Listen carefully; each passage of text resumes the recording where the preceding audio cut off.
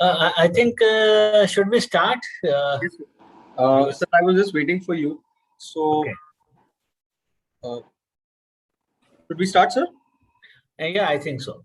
Okay, Netcast team, are we live? Okay, thank you for the confirmation. So, sir, I'll just share my screen. And, we're going to start.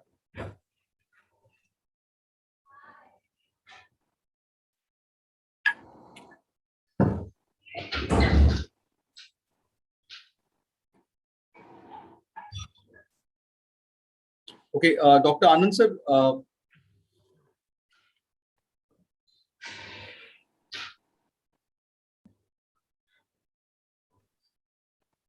Yes, Yeah. sir. Yeah. Okay. So, on a count of three, I think we will start. Okay. So, a very good evening to all the doctors, all the attendees that are listening to us. I, on behalf of Curious Mankind Specialities, welcomes one and all across the North Zone that is listening to us to this very, very important session on optimizing heart failure treatment with SGLT2 inhibitors. Today, we are joined by one of the most esteemed faculties that is there across the northern part of the country.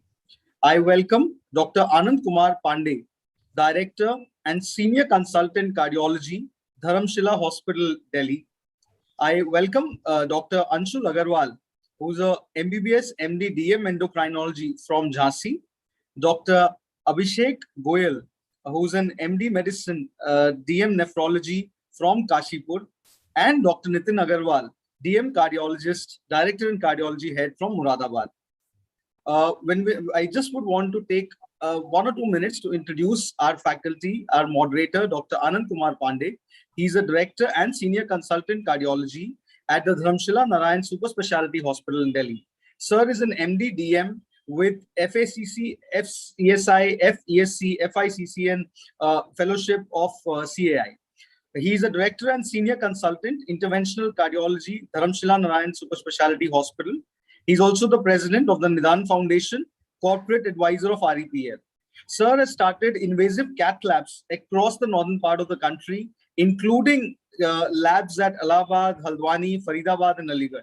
He's also the non-invasive, he also started the non-invasive cardiac center at Shamli, Bagpat. Sir, we are honored and we welcome you to this program. When I talk about our speakers and our panelists for the meeting, I first would welcome Dr. Anshul Agarwal, DM Endocrinology at the Vinayak Hospital in Jhansi. Sir was the first DM endocrinologist of Bundelkhand, UP. He did his MBBS from JNMC, Belgaum, that is from the KL University in 2011. He's an MD Medicine from PCMS and RC Bhopal, People's University, and he completed it in 2015. He did his DM endocrinology from AIMS, Kochi, that is Amrita Vishwa Vidya Peetham University in 2020. He's now practicing at Vinayak Hospital, Jhansi. His area of interest and expertise are diabetes, thyroid, parathyroid, and pituitary and adrenal related disorders. Sir has various publications in many journals. Sir, we welcome you. I would also take this opportunity to welcome Dr. Abhishek Goyal, who's an MD DM nephrology at the Dr. Goyal's Kidney Center in Kashipur. Sir is an MBBS MD at SRMS DM Nephrology from Pune. He is a consultant nephrologist working since last 9 years. He has worked in the famous Safdarjung Hospital and Ambedkar Hospital in Delhi. And at presently, he's running the Dr. Goyal Kidney Center at Kashipur. Sir, we welcome you and are honored by your presence. Dr. Nitin Agarwal, he's the DM cardiologist, director and cardiology head at Apex Hospital, Muradabad. Dr. Nitin Agarwal is DM cardiology from prestigious King George Medical University, Lucknow in 2011, and is serving all cardiology patients since last 9 years. He has interventional cardiology fellowship from SCAI, USA, and he's director and cardiology head at Apex Hospital, Muradabad. He has done more than 5,000 interventional cardiology procedures, including coronary and peripheral angiography, angioplasty, stenting, ballooning, single and double chamber pacemakers. We welcome you, sir. and we are honored by your presence. I welcome the faculty, and I would now, hand over the session to Dr. Anand Kumar Pandey, so that sir will take us, through this interesting session on SGLT2 inhibitors with our faculty members. So, sir, over to you, and I hope that today the audience has a very good discussion. Sir, Right. over to you. Thank you so much. Thank you, Ritesh. Thank you very much for, I think, pre-Diwali, this webinar. So in advance, I will wish very happy Diwali to all the youngsters. So I really feel very happy to look at these young boys who are, I think, almost a decade experience in their specialty. I'll just share Dr. Anshul Agrawal. After just finishing my DM, I joined as a JC at Belgaum, Jain Medical College, Belgaum. Okay, sir. Where I started the department with Dr. Prabhu Halkatti and Dr. Suresh Patel. Right, sir. So, yeah, so it's a beautiful place, and Goa was very near to. Correct. And Kashipur has been very close to us because a lot of seniors from Dr. Satanshu Mathur is there. Dr. Rachna Rastogi was my junior. So we have been traveling to Haldwani, Kashipur, Bajpur, all these areas for cardiology. And this is how I met Dr. Nitin Agrawal. We worked together at Brijlal Hospital, Haldwani. And when I started cardiac center at Haldwani, so Dr. Nitin Agrawal was there. So I really appreciate. He's a more of entrepreneur and less of cardiologist, but he's an excellent cardiologist also. So I think I really welcome you, and I will be just giving an overview of heart failure. What is the current scenario? And I think cardiologists have, since the mushrooming of cath lab has been so high, that intervention in especially the angioplasty has lost its sheen actually. So we are already trying to look at another nest for cardiologists, and that is the heart failure. Heart failure is a big, I think, real challenge to, it's a last battleground for cardiologists, what Dr. Braunwald has said. And I think more and more revasc and more bypass surgeries and CRTD and ICDs, we are going to get more and more heart failure patients.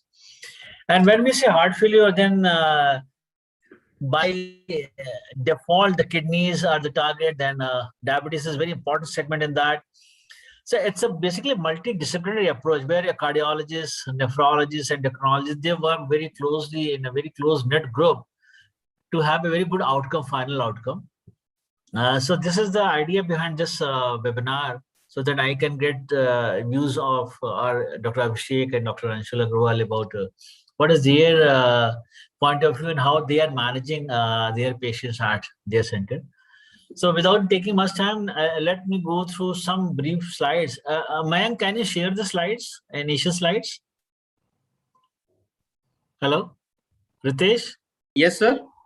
I asked Mayank to share the slide because there is some problem with the net actually. Oh, sir. I'll share, sir. Just two slides are there. So I think we are dealing now, half of the patient we are dealing is heart failure.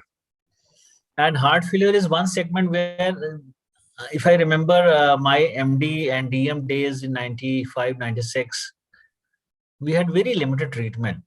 And we had digoxin, then we had the Lasix, then we had aldosterone antagonists. ACE inhibitor had started pouring, but the data were not very supportive for all these things. But at present, now we are not only having a large number of drugs which are modifying the disease, which are really reducing the mortality and morbidity. Now the discussion is which is the best and which is the first also. This is how the beauty of medical sciences, which is changing, very dynamically changing. So there is always a discussion that should we start SGLT2 inhibitors first or should we start ARNI first? So I think that is a debate, and that will always be a debate in future also. So just you can see the number of heart failure is very high in India, and our data are lacking. If you compare America, then if Americans, they say they have 8 million heart failure. Then I multiply by 5 and we see that there is 40 million, that is around 4 crore, 5-6 crores documented patients who are having heart failure in India. Rest, I think in secondary centers and rural India, there is not much data supporting it. And the reason for this is, again, you see aging population, more diabetes. Every in fact, tertiary care, we are sitting in a tertiary care Delhi, our 50% patients are diabetic. And I really restarted reading the endocrinology, because you can't send every patient for borderline diabetes, because endocrinologist is a very niche area and there are very few endocrinologists in Delhi, in this part of Delhi. But yes, we do get their best opinions, and we start management, but then we do refer to them to get what was best knowledge there. So increasing prevalence is there, and there have been two very famous registries in India. One has been Trivandrum Heart Failure Registry, and then one has been Vedanta Heart Failure. The two good registries are there, but still a lot has to be done more for heart failure and the data epidemiology and their management. So the second important point is that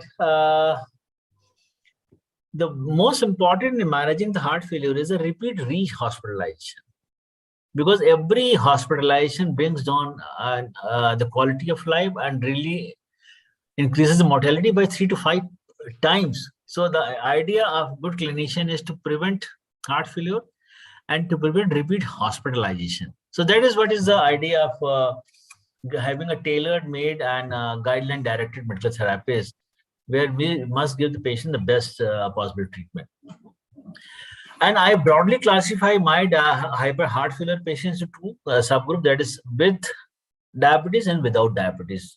So you can prioritize which molecule is good for them, which molecule is number two, which is number one. I'm not, when I say heart failure, I'm not discussing about heart failure with preserved EF. It's a totally separate topic, totally separate domain, where I think SGLT2 is going to have a lead role. It will be the molecule of choice in heart failure with preserved EF, because there is no dispute. And that is, I think we have found a real holy grail for that subset of population.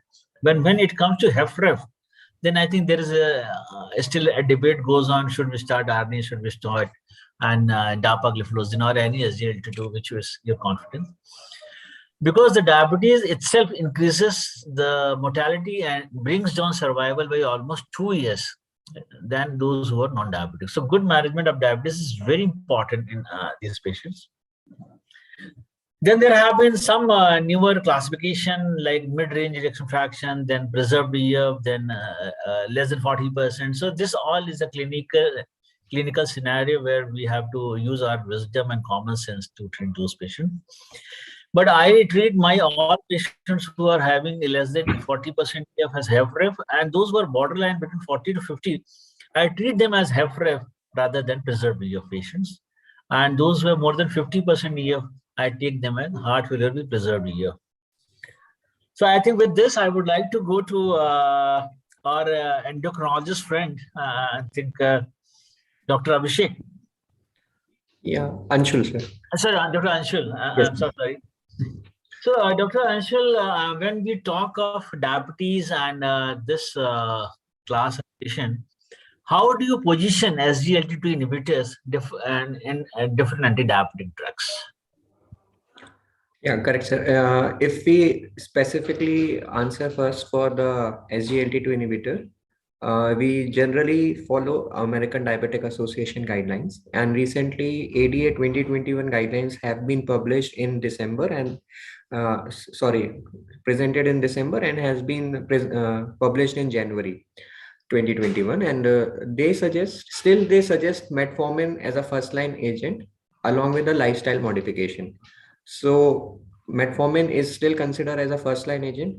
However, they also says that if the patient having a risk factor like ASCVD, CKD, or any heart failure, those subset of patient independent of A1C, we should always considering adding a SGLT2 inhibitor in those subset of patient. So because there are multiple studies which have shown the benefit of SGLT2 inhibitor on those subset of patient, those who have a very high risk of ASCVD, those who have already have a CKD with EGFR at least more than 30, and those who have multiple heart failures and have hospitalization to heart failure risk, especially those with heart failure with reduced ejection fraction.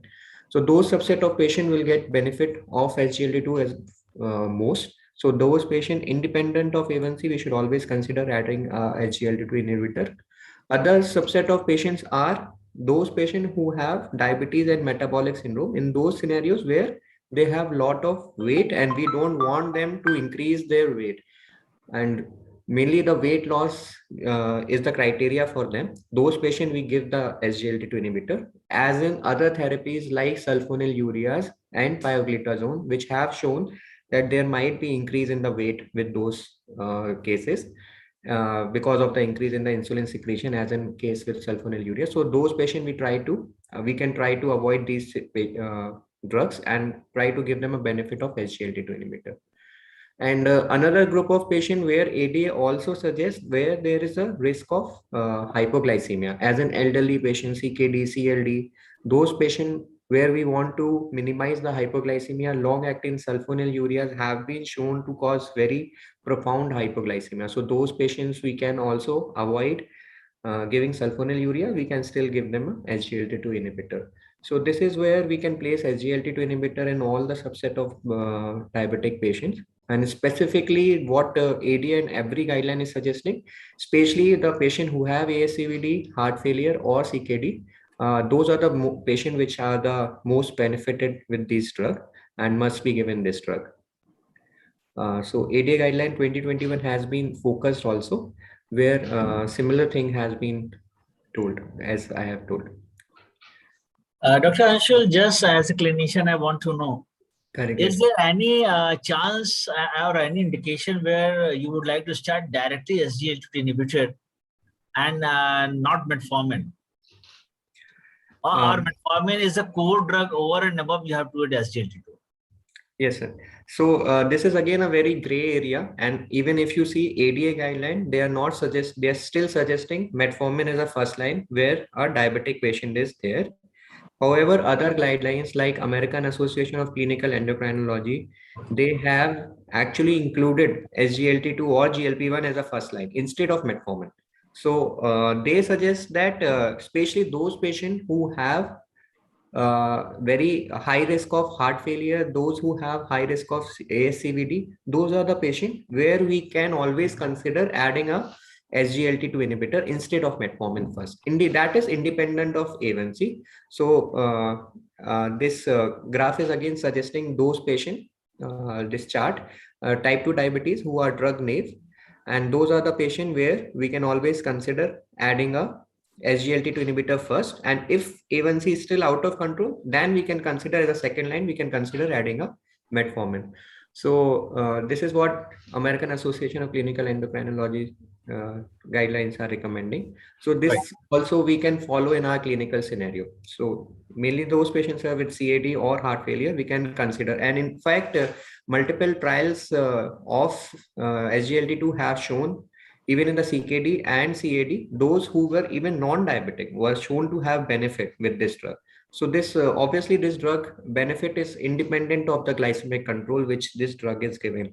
So keeping the glycemic part apart, we can always try to give this drug to those. So just Dr. Abhishek, I think there's a nephrologist in that area, DM nephrologist. I think he is a boon to the area Kashipur, where he's really practicing a dedicated nephrologist. Dr. Abhishek, when we talk of diabetes, when we talk of heart failure, the kidneys are always there as a target organ to get involved and to get at prevention also. So how do you place this dapagliflozin, especially in the patients who have maybe stage 2 or beyond that CKD? So how do you approach and how do you select SGLT2 inhibitor, and what are your hitches and what are your advantages in choosing that? Yes. So actually, if we talk about the three main SGLT2 inhibitors, empagliflozin, canagliflozin, and dapagliflozin, the trials in chronic kidney disease have been only the recent trial, that was the DAPA-CKD that came out in 2020 in NEJM. But other trials like EMPA-REG and the CREDENCE trials, the CREDENCE was done in canagliflozin, which was not chronic kidney disease specific. They took patients with GFR of less than 30, that is stage 4 and above that. And DAPA-CKD, the trial done on dapagliflozin, it actually took patients with GFR up to 25. So patients less than 25, they did not take in the trial. So I personally, after the DAPA-CKD trial, I've started preferring dapagliflozin in patients, not CKD stage 5, but yeah, CKD stage 4 and above. So if we talk, there was another trial that recently came in, that was the HIDO trial that was published in European Heart Journal. And it showed that the effects of dapagliflozin on mortality, we basically see the mortality, the GFR, the EGFR, what is the decline in EGFR levels in chronic kidney disease patients. So in this trial, they saw the mortality with dapagliflozin in chronic kidney disease. They took about 4,000 patients in the trial, and they found that there was about 5.7% of mortality seen, where about 36.8% was the cardiovascular mortality, while 102 patients, that is 41.3% patients for non-cardiovascular mortality, in which we would say that about they found 8 patients which had mortality due to kidney failure. So it was quite a conclusive trial which showed us that dapagliflozin on mortality in chronic kidney disease did not affect, was quite fruitful, and the patients did not die of kidney failure with dapagliflozin.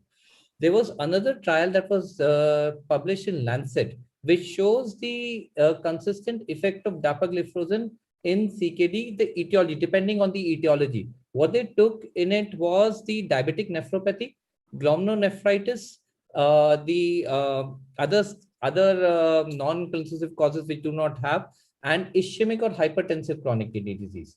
They found that in all these causes, the primary composite outcomes, the all-cause mortalities and all, work better with dapagliflozin as compared to other molecules. Good. So, Okay. Yeah. I would prefer, if we talk about SGLT2 inhibitors, empagliflozin, canagliflozin, dapagliflozin, I prefer dapagliflozin now after the DAPA-CKD now.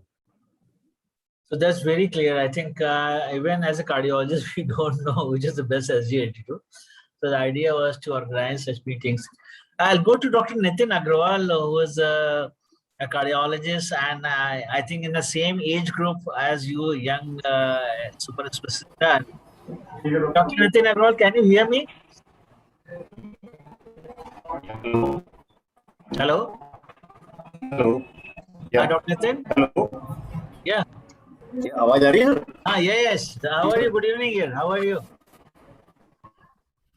हाँ sir बढ़िया OPD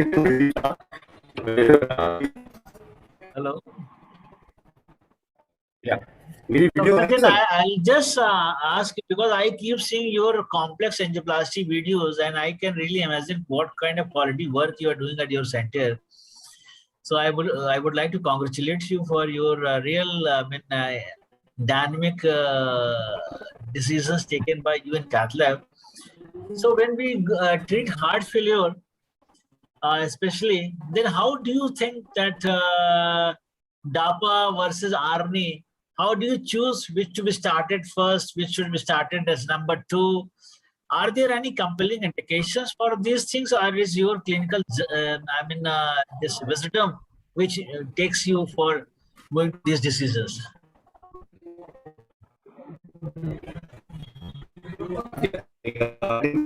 sir in cath lab Yeah, HFrEF, yeah. We are hello yeah, am I going to HFrEF.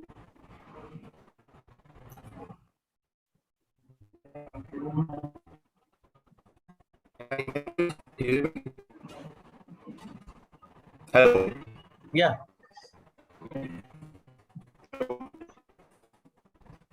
Hello. I think there's, hello yeah.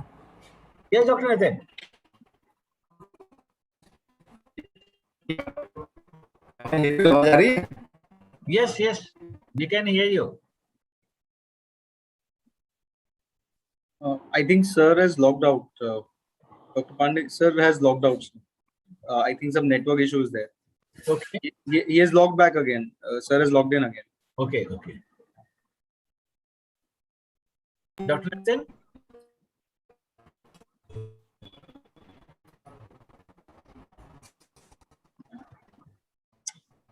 So till we get a connection, I'll go back to.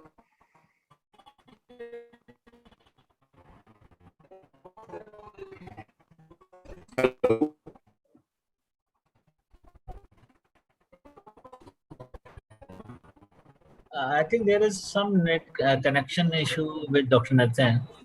So Dr. Anshul, I think can we go back to Dr. Anshul and ask about his opinion and his experiences about what are the real benefits of SGLT2? There has been so much hype that every diabetic patient is on SGLT2 inhibitor. So Yeah. what are the real advantages when you go? So can you name and 1, 2, 3, 4, 5, 6? They are the real advantages where SGLT2 is outscoring all other conventional anti-diabetics. Correct. So, sir, if we see it SGLT2 as a molecule, it was first launched just for the diabetic drug as such. And so we can always divide it into a glycemic control and non-glycemic benefits of those SGLT2. We all know that SGLT2, after inhibiting the SGLT2 receptor in the PCT, they generally inhibits the glucosuria. They causes the glucosuria and they causes the reduction in the blood glucose. So along with that, because of the reduction in the excretion of, because they also cause inhibition of SGLT2, there is some decrease in the secretion, increase in the secretion of sodium also. So overall, if that sodium part is again washed away, there's some reduction in the blood pressure also, which is seen with this molecule. And similarly, because of the glucosuria, there is loss of calories, which is going on from the urine. And because of that loss of calories in the form of glucose, there's some weight reduction also we see with this molecule.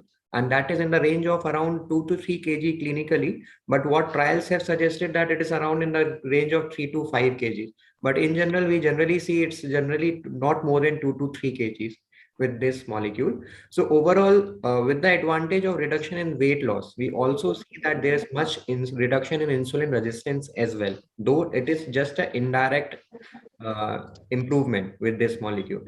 So non-glycemic benefit, other than BP reduction as well as weight loss, we also find that there's again some uricosuric benefit with this drug. And other part is the multiple trials which have been shown and non-glycemic benefit in the form of reduction in the CKD, that is decline in the EGFR, as well as the CKD patient who have got mortality in the terms of CAD.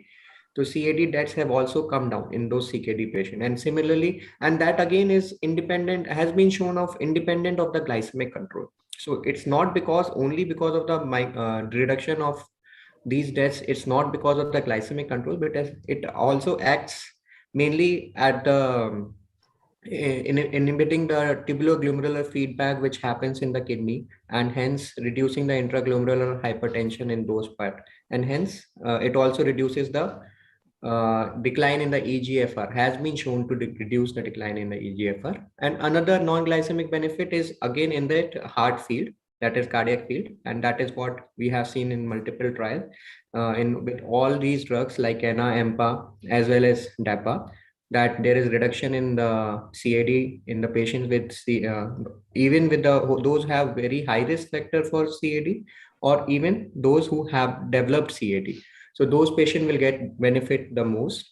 And again, the patient with heart failure and even in the reduced ejection fraction or with the preserved ejection fraction, both have shown the benefit in the Emperor reduced as well as Emperor preserved, as well as in DAPA HF trial.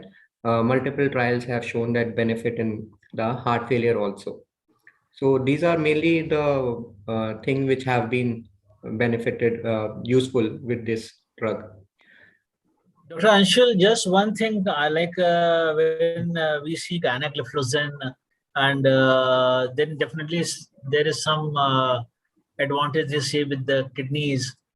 One point which they highlight is that Kana 100 is there, then Kana 300 is there, which inhibits SGLT2 and SGLT1 also. So what is the clinical translation of this inhibition of SGLT1 and SGLT2 inhibitor? Is there any relevance of this, or it is just a point of academic interest?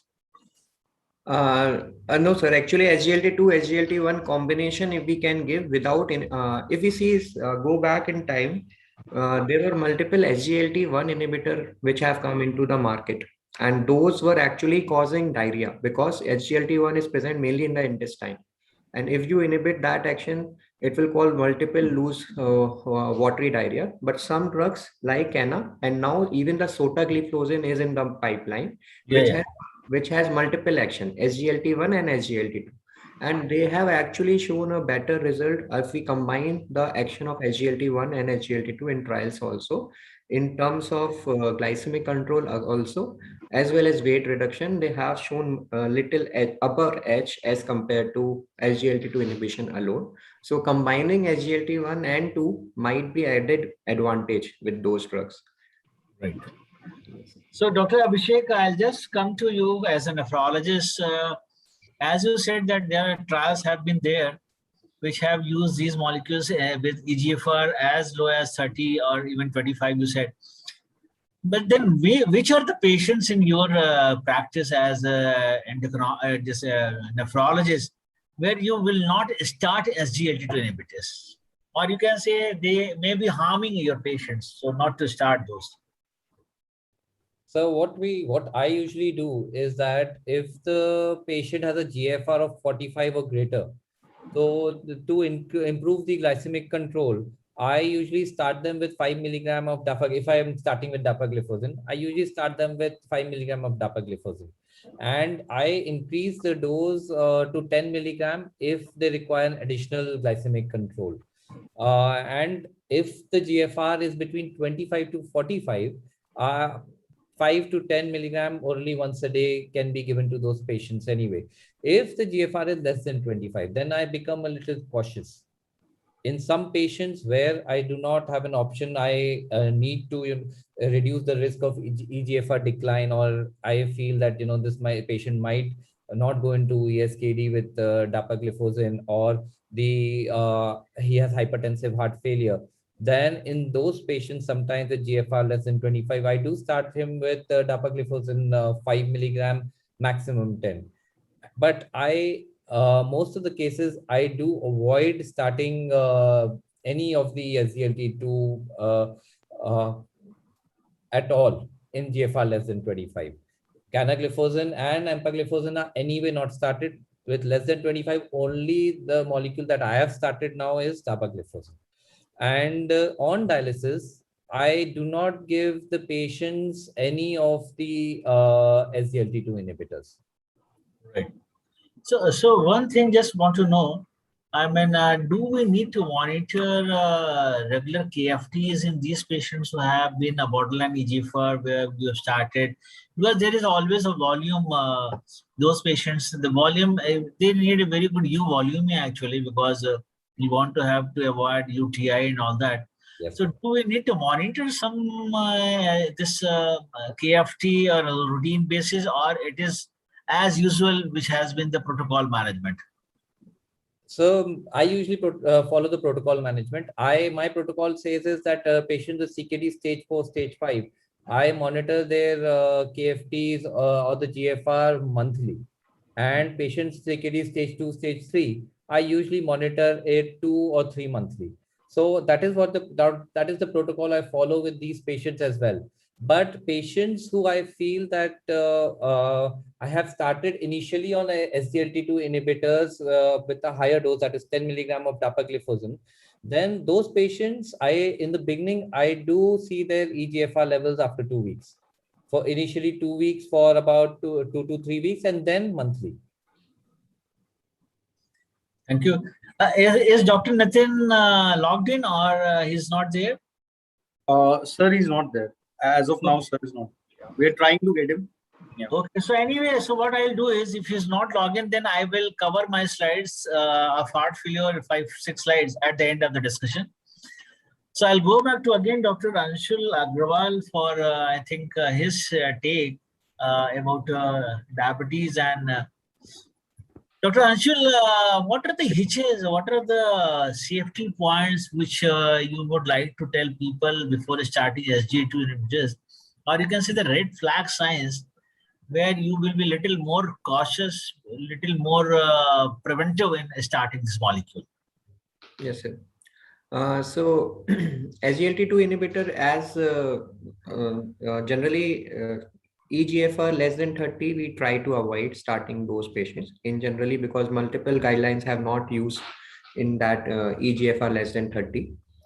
And some subset of patients, those specifically those who are hospitalized, because SGLT2 inhibitor have shown to cause dehydration, they have shown to cause decay, because it is a ketotic molecule. It generally increases the beta hydroxybutyrate in our body, and because of this ketotic thing, the acidosis part will increase. So especially in the hospitalized patient, those who already have some form of acidosis in the form of metabolic or respiratory, so we tend not to start SGLT2 inhibitor in those patients. And those subset of patient, insulin works the most. And again, those patients who specifically with the molecule canagliflozin, because there were some chances of increased risk of amputation in the patient. Those generally with the patient with osteoporosis or diabetic foot, we tend not to start canagliflozin in those patients. And similarly, in the elderly patient, we have to be little cautious because there is increased risk of dehydration as well as increased risk of ketosis. And another subgroup of patient is like type 1 diabetes, where again, it is not recommended at all, but some studies have come up where SGLT2 inhibitor have shown that it might reduce the insulin dose and overall improve the glycemic variability in those subset of patient. However, still it is not recommended at all because there is higher risk of decay in those subset of patients. So these are broadly those criteria where we should try to avoid SGLT2 inhibitor and consider other molecules as such. So do we need to get urine routine microscopic? I have seen many clinicians, they get urine routine microscopic or something like that. Yes, What important is if somebody is recovered, suppose UTI, had a severe UTI, but now he's free of infection and urine is normal, there's no culture is negative. Can we take a chance to restart this molecule? correct, sir. Actually, this is a very good molecule, and we should always give a try to those subset of patient. We should always not think that he has developed a UTI. And in those subset of patient, generally what tend to start with a lower dose, 5 mg of DEPA or anything, EMPA in a low dose of 10 mg. And if the patient is not developing UTI within 1 month, we can always increase the dose. And that is what the dose we require to get the added advantage, that is non-glycemic benefit. So we always try to give a 10 mg dose of dapagliflozin to all those patients, all those subset of patients. And many patients, like almost like 70 to 80% in my clinic doesn't develop UTI.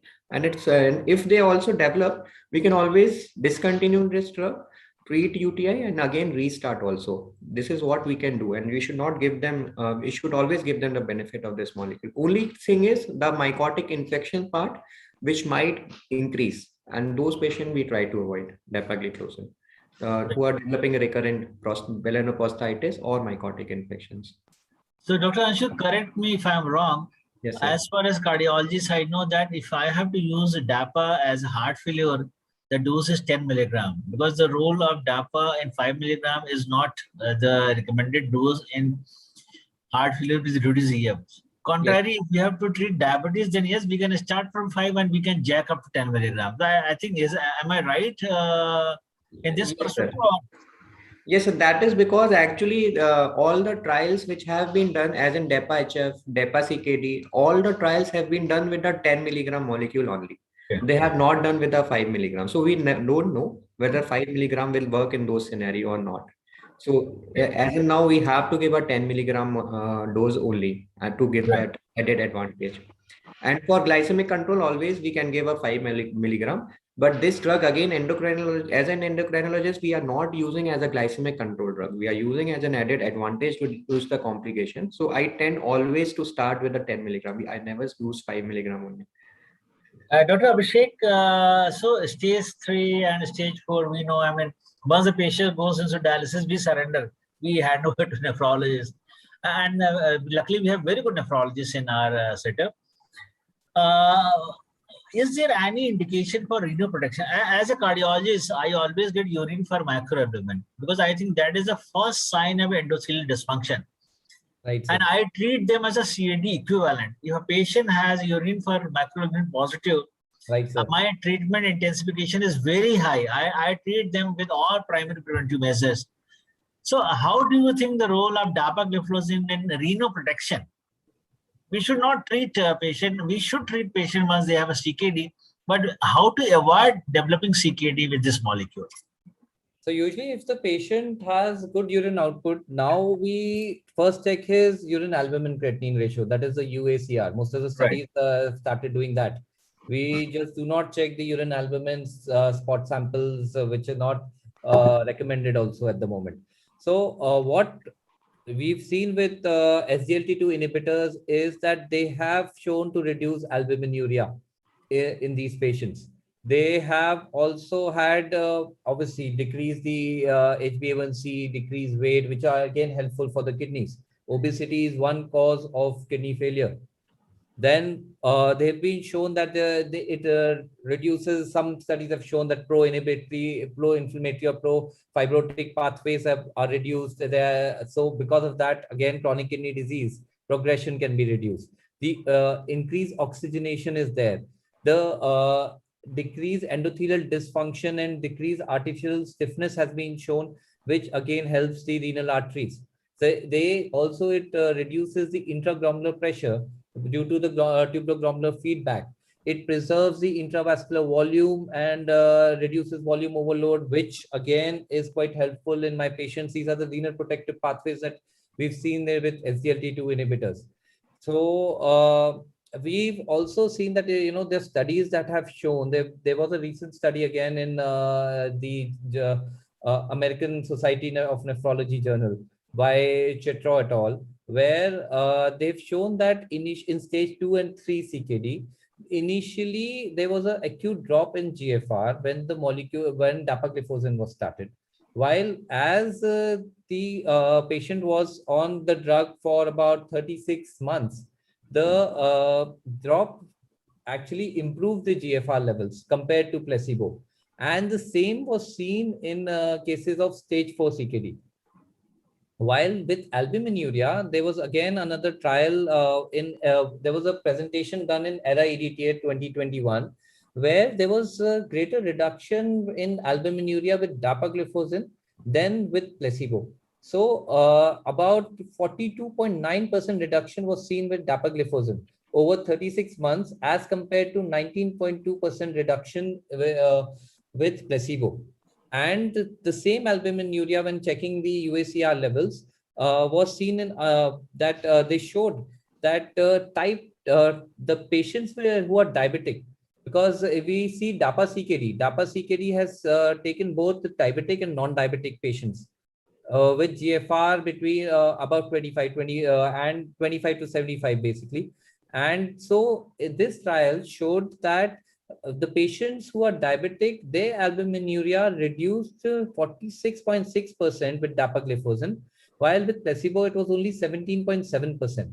And non-diabetics, it was 33.9% with dapagliflozin, while 22.5% with placebo.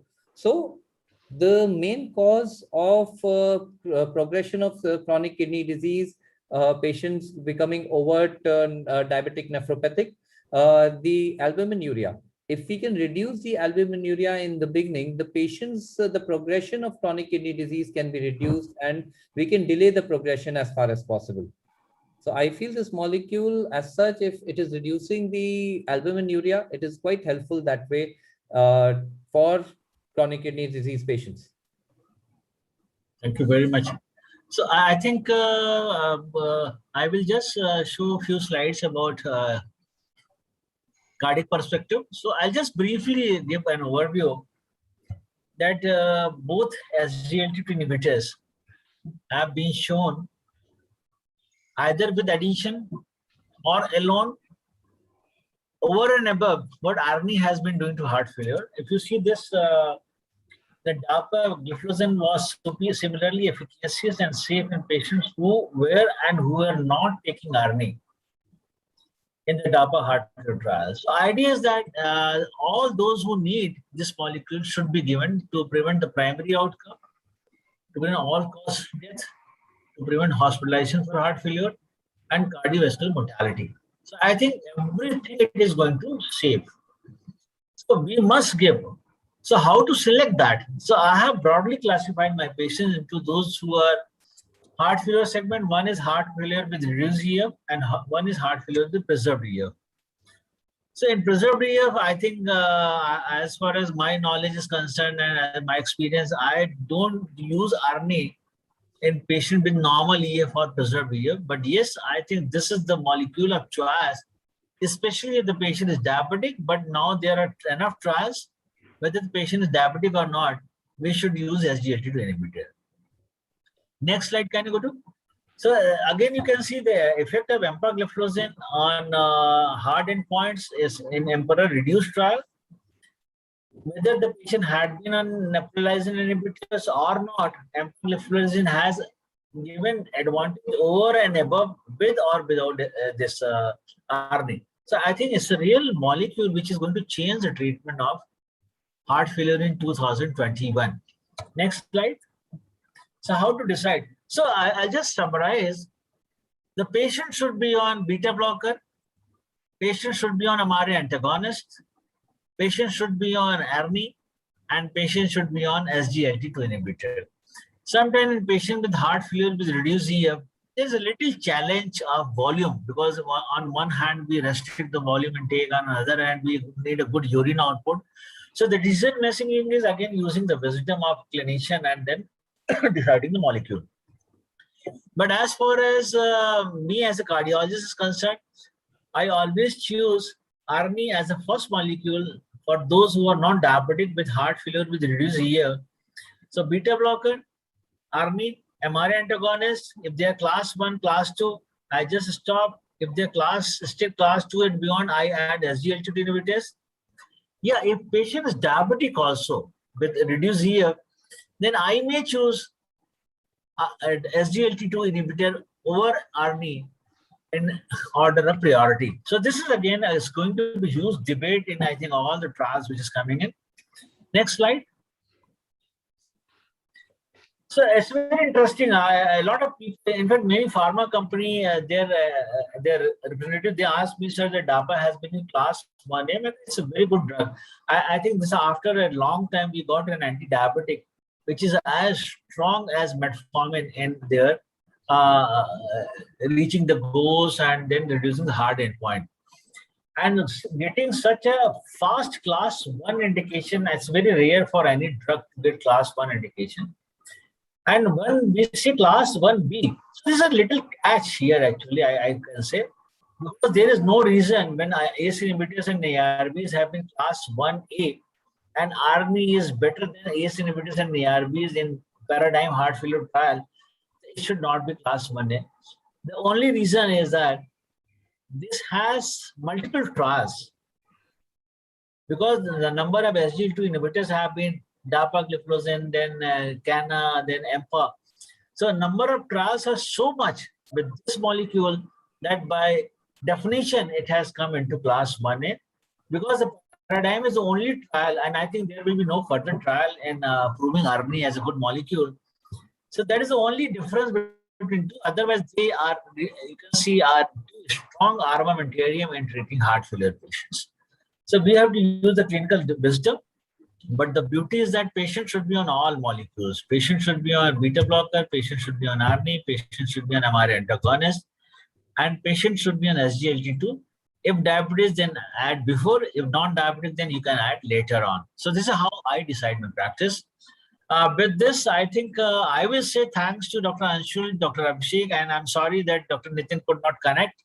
But it was really wonderful improving my knowledge as a cardiologist for kidney and diabetes. I think Mayank, Ritesh, I'll over to you for any further discussion or question answers.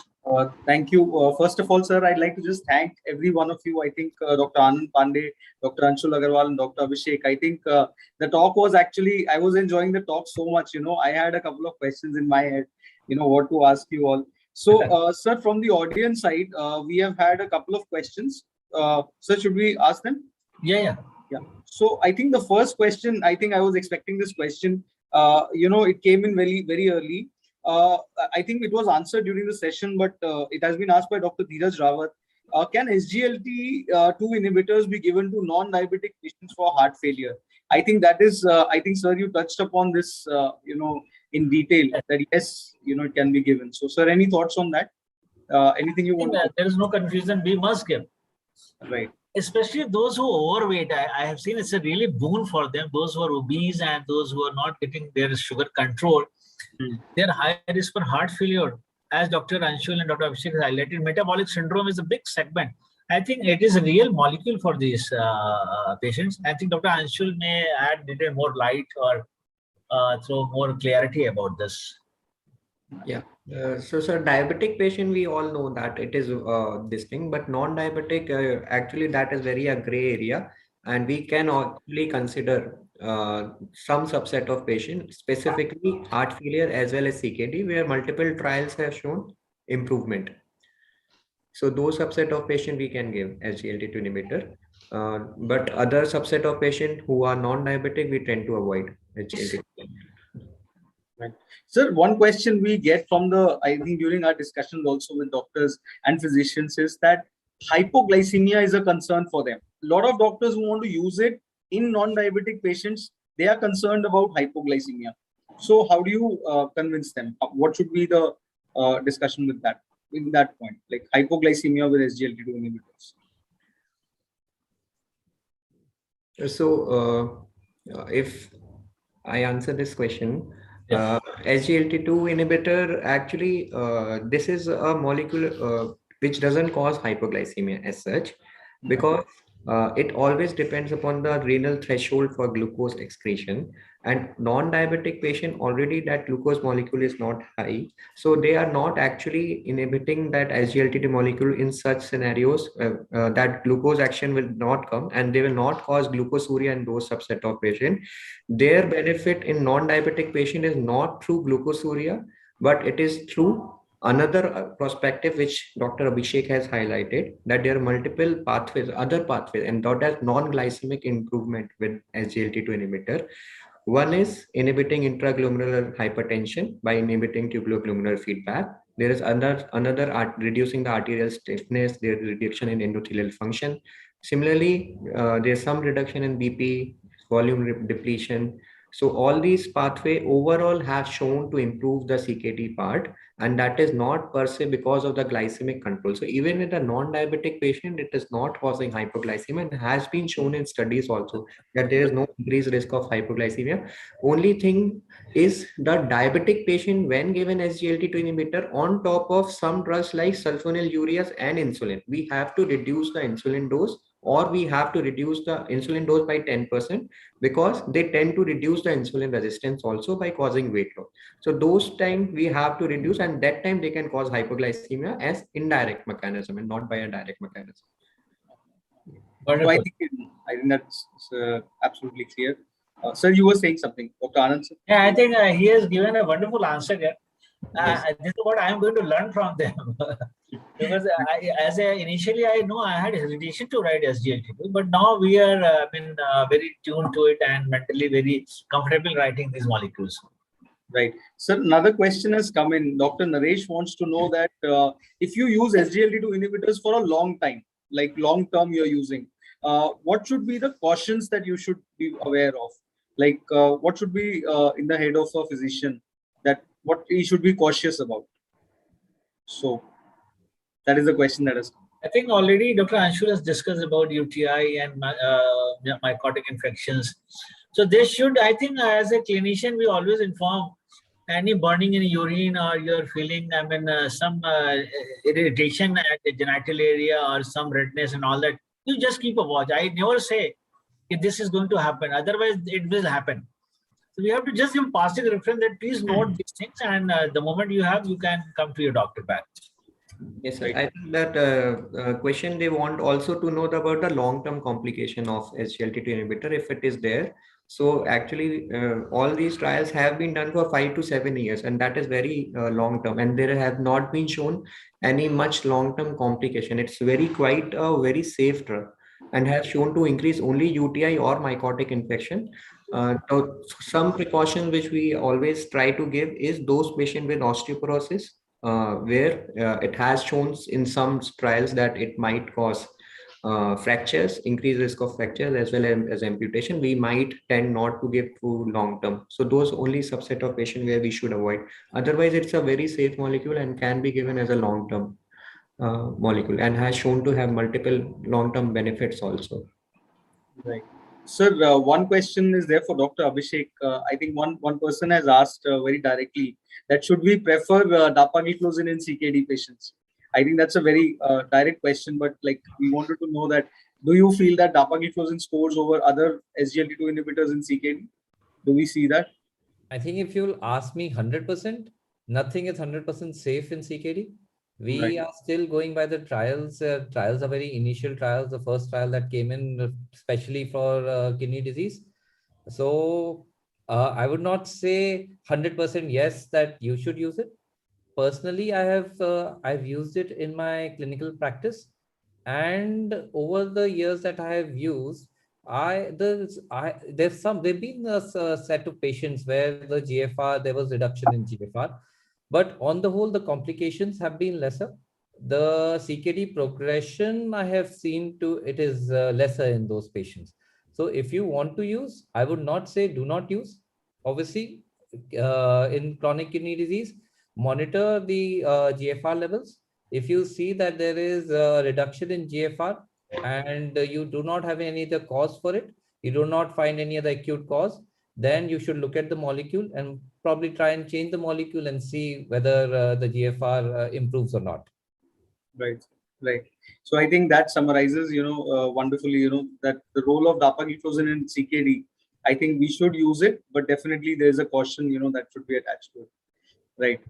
Sir, we'll take one last question. I think Dr. Dipesh has asked, what should be the timing of, giving SGLT2 inhibitors? I think maybe sir wants to know that, when you should initiate. I think that was covered by Dr. Anand, sir.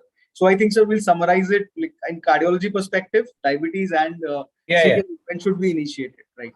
Like that, if we can take the question. So in acute heart failure, I never start. Because the hemodynamics is haywire and the patient is not eating well, and then they are unstable patients actually. So I still prefer insulin, where you can titrate the dose and you can avoid hypo or hypoglycemia. Once the patient is stabilized, when we call for first follow-up, like in RNA, we have enough data to start at pre-discharge. But in patient with the acute heart failure, the data are still lacking for starting the SGLT2 inhibitors. So I prefer to wait to get stability, and then we can start at the first follow-up or second follow-up. Sir, Dr. Anshu, sir, in diabetes perspective, yeah. So diabetes, as we generally go with the guidelines, and ADA 2021 as discussed before also, that those patients who on top of metformin, we can add SGLT2 inhibitors, especially those subset of patients who had very high risk of ASCVD, those who have heart failure, those who have CKD. So those are the subset of patients we should, independent of A1C, we should always consider adding a SGLT2 or GLP-1 in that case, if we can add. So those are the subset of patient, and then some subset of patient of diabetes, which are actually a very large subset, and those are obese patient, metabolic syndrome. So those subset of patient where we want weight loss also and not weight gain, where we have now multiple molecules other than sulfonylureas where we can add them. So those patient we can add a SGLT2 inhibitor. And similarly, one subset of patient where we want to reduce the hypoglycemia, especially those elderly CKD, CLD patients, where we want to reduce the risk of hypoglycemia. And some sulfonylureas like glibenclamide have shown huge risk of hypoglycemia. So especially we tend to reduce, don't give glibenclamide in patient of elderly more than 65 years. So those subset of patient always we can consider adding a SGLT2 inhibitor. So those are mainly the some criteria where we can consider adding a SGLT2 inhibitor. Adding, that is the time, right? Sir, the nephro, Patients on dialysis, we do not start SGLT2 inhibitors. CKD stage 5, not to be started on SGLT2 inhibitors. CKD stage 2 and 3, yes, you can start SGLT2. Stage 4, be cautious on using SGLT2. Acute kidney injury, I would not start the patient on SGLT2 inhibitors straight away. Right. Okay. Sir, one more question has come. Sir, should we take it? Last question. Yeah, I think. Thank you. Yeah. Go ahead. Last question, sir. Sir, just one last question. Just now it has come.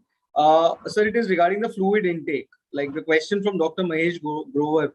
He's asked that what is the amount of increase in fluid intake? One should do. Or should they change the fluid intake after taking SGLT2 inhibitors? This question I thought I'll just ask. See, it's a very important for point of view from reduced ejection fraction. So if some patient has been euvolumic, like are stable heart failure patients, and they are maintaining good urine output, and they're not wet lungs are not wet, and they're doing well. So we have to, first thing is that if I have to start SGLT2, I reduce the dose of diuretics. Because giving diuretics and combining them with SGLT2 is little difficult for patients. So what I do is reduce the dose of diuretics, or I can stop it also if patient does not require it. And then you can start from low dose SGLT2. And especially summer seasons when the water intake is little more, I always say that you can increase your water intake. Can watch on your weight. You should not gain any weight of more than 1.5 to 2 kg over a week period. Because you are gaining weight, then probably you are retaining the water. Otherwise, for SGLT2, you should have very good urine flow. So it's a very delicate balance. We have to teach and we have to really guide our patients. But there is no problem. We are managing all these patients now. Right. Okay, sir. So, sir, I think we'll close the session here. I think first of all, on behalf of Curious Mankind Specialities, I would like to thank our moderator, Dr. Anand Kumar Pandey, sir, our speakers, Dr. Anshul Agarwal, Dr. Abhishek. Sir, I think the discussion today that we have had, from the cardiovascular, nephrology, metabolic, cardio-renal metabolic continuum, as we say, I think it has been fantastic. We thank you and express our gratitude, for sparing time from your busy schedule and, helping us out in understanding this molecule even better. Thank you so much. Very much, and wish you all a very happy and healthy and prosperous Diwali. And पटाखे जरूर फोड़ना है यार, ये सब नाटक जो चल रहा है WhatsApp पे, this is all nonsense. Thank you very much. Thank you. Okay, sir. Thank you so much, sir. Thank you. Happy Diwali. Happy and safe Diwali to you also. Happy Diwali. Okay, happy Diwali.